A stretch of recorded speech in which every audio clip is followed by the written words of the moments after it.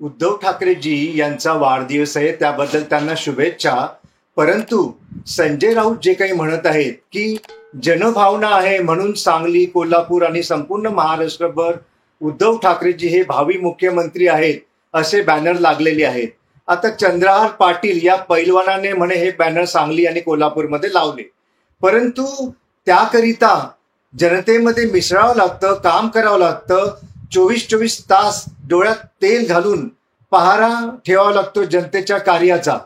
आणि नुसतं बोर्ड लावून कोणीही मुख्यमंत्री होत नसतं. सध्या तर शरद पवारजी यांचा तीव्र विरोध आहे उद्धव ठाकरे यांच्या नावाला. आणि जर उद्धव ठाकरे हे जे मुख्यमंत्री असतील भावी, तर मग काँग्रेस काय करणार आहे? काँग्रेसला हे मान्य आहे का? नाना पटोले, वडेट्टीवार आणि काँग्रेसच्या दिल्लीतील नेत्यांना हे मान्य आहे का?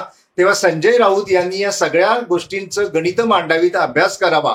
आणि दुसरीकडे मुख्यमंत्र्यांच्या महाराष्ट्रातील करोडो लाडक्या बहिणींनी या महाविकास आघाडीची झोप उडविलेली आहे. त्यांना दिवसा रात्री झोप लागत नाहीये. सतत एकच विषय चालू की हे जे काही प्रकरण आहे, मुख्यमंत्री लाडकी माझी बहीण, हे खोटं आहे, हे खोटं आहे, हे खोटं आहे. सतत एकच घोष सर्व महाविकास आघाडीच्या सर्व नेत्यांच्या तोंडून ऐकू येत आहे. म्हणजेच काय, तर यांचं पुढचं गणित काही नक्की नाहीये. पुनश्च एकदा महायुतीचंच सरकार येत आहे.